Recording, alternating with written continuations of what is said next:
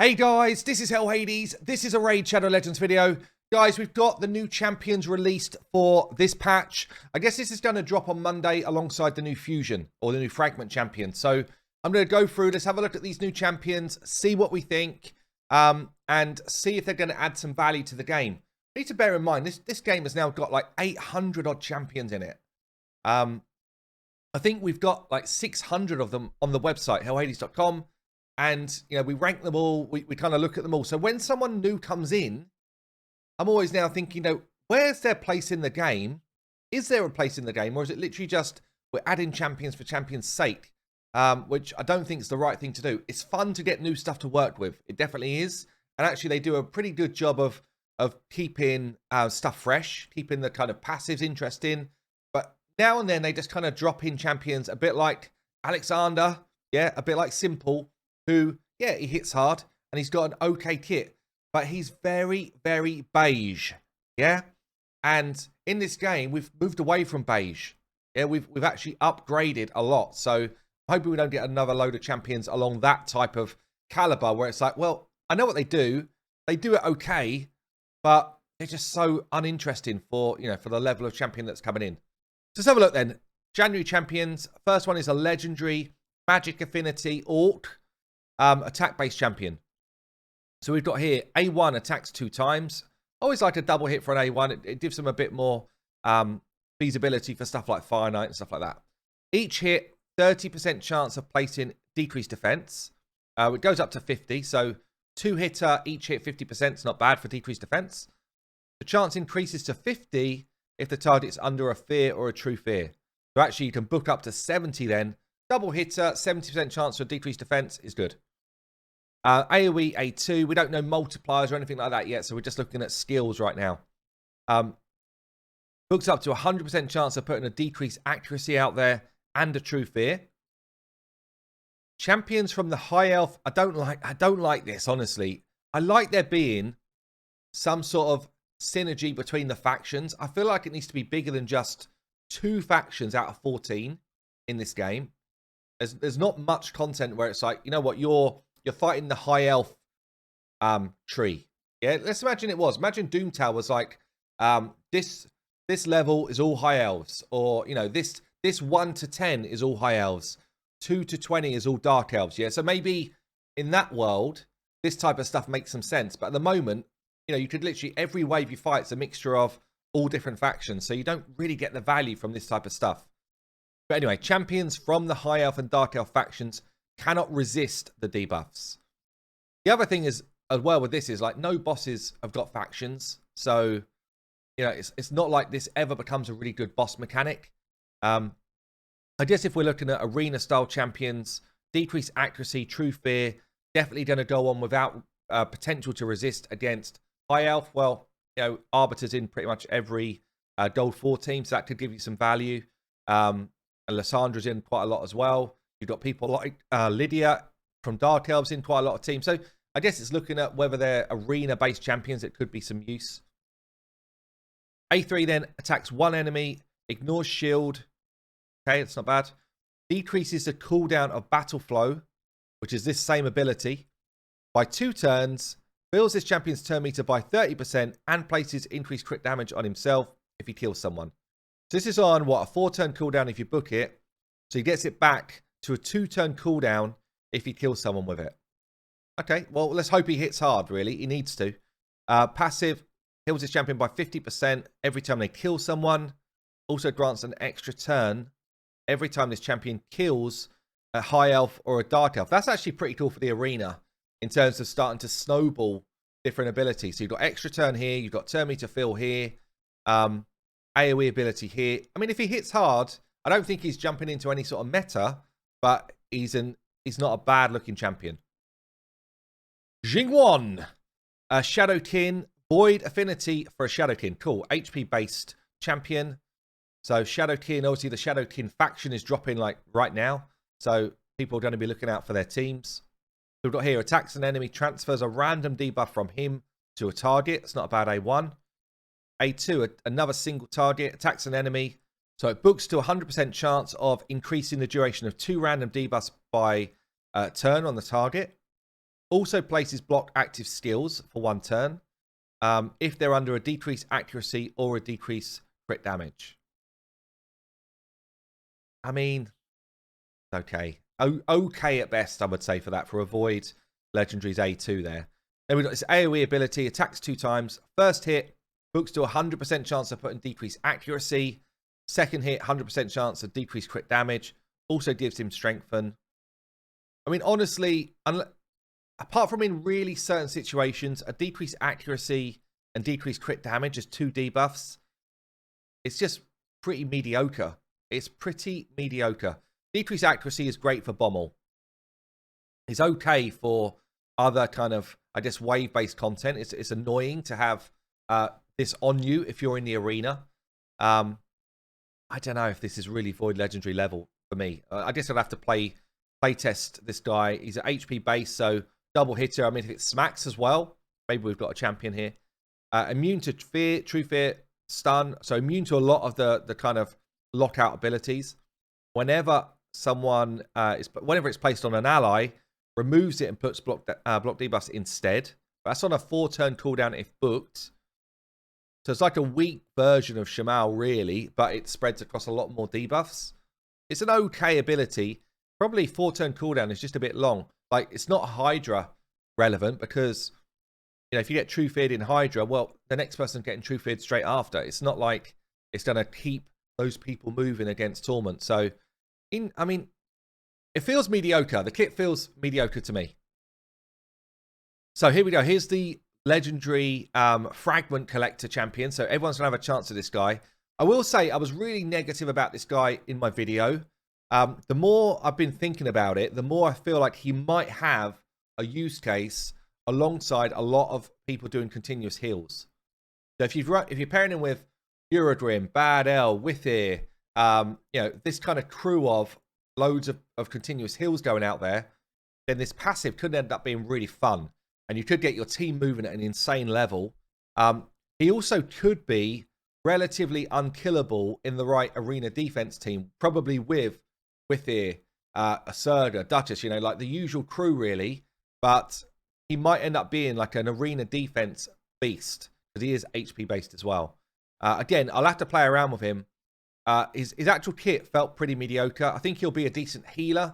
And we do need healers for Hydra. So maybe once I've played with him, I'll have a different opinion to my original video where I was basically pretty damning on this guy. Okay, then let's get on to the next legendary champion, Holzring. He's not going to say a lot. That's what we know. Magic Affinity, attack-based legendary, Sacred Order. Okay, so A1, double hitter, attacks 2 times at random. So you probably select the first person, then it'll go and just hit someone else. Places increased attack on himself for 2 turns if he crits. So I guess you're going to be building him out with damage. And he's going to boost his own attack after doing this. So it's not before, it's after. A2 attacks 3 times at random. This guy is just attacking at random. I'm hoping this guy hits incredibly hard. Otherwise, what is going on with all these random hits? Will ignore 25% defense against targets under Hex. When is Hex coming into the game? Maybe this guy is going to launch it in.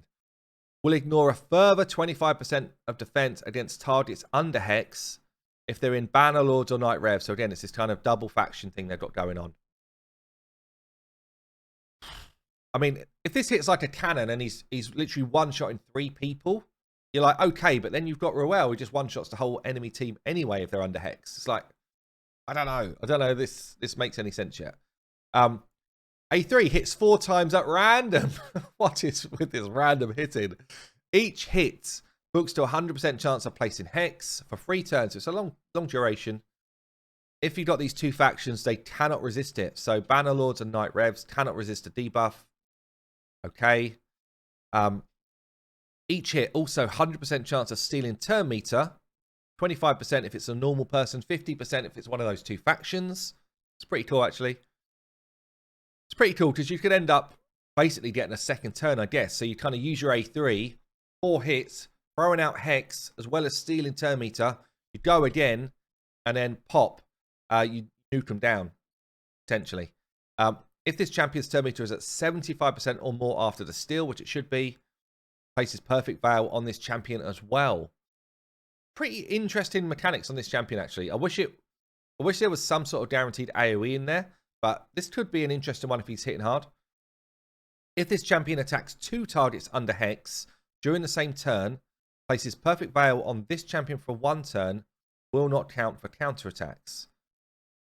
And then increases crit damage by 30% while under Perfect Veil. So he's got 2 ways to get Perfect Veil, which pretty much feel like they will both activate in the same way. But, yeah, plus more damage here. Interesting. If his multipliers are high, he might end up being pretty fun. Okay, then, onto the epics. Konichi. Shadowkin, defense-based champion. We like this. Kind of cool-looking portrait, at least. So we got an A1, attacks 1 enemy, 30%, goes up to 40 of placing a weaken. It's okay.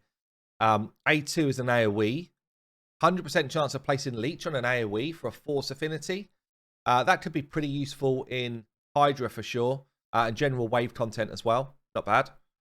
And then we've got an Ally Protect A3. Fills this champion's turn meter by 50%. 3-turn cooldown. So actually, you could probably keep Ally Protect up basically the whole time, this champion. Ally Protect, Leech, a Weaken. Feels like a clan boss champion to me. Places block damage buff on this champion for 1 turn whenever their health drops below 50 on a 5-turn cooldown. So again, like the Ally Protect, it's a bit like Sandlashed. Got your Ally Protect out. If you take a massive knock with it out there, then you stop the damage coming through. So you're still protecting your allies, but you're not taking the hits. It's quite nice, actually. This could be, I think this is probably my favourite champion that I've seen so far out of this whole lot. In terms of actually giving us a real benefit. Kit totally synergizes, and I can see exactly where she would go into the game. Okay, old Bronchus. What we got here? An Old Green Tribe support champion, Force Affinity, epic. Triple hit on her A1, on his A1. Each hit goes up to 20% chance of placing a Leech. It's a bit low, really, the odds there for an epic. I think 20% chance, but it's each hit, I guess. But yeah, still feels pretty low. A2 attacks 1 enemy. Goes up to 100% chance of placing a decreased speed. Also a 40% chance of decreasing target's turn meter by 30%. I mean, what's this? 3-turn cooldown? Weak. And then we've got an AoE here. Decrease attack and heal reduction out on the enemy team. What's this? 80, so 100% chance of being able to do that on a 3-turn cooldown. That's not bad. Again, something like Hydra, you kind of need the AoE decrease attack. So if you don't have one, this becomes an option. But I feel like there's already much better ones out there than this. Speed in dungeons is not a bad aura as well. Lady Quilland, Bannerlord's attack-based force champion, who attacks 1 enemy, fills his champion's turn meter by 15% if it's a crit. Average. Attacks 1 enemy, places an extra hit if this is a crit. Okay, so a double hitter.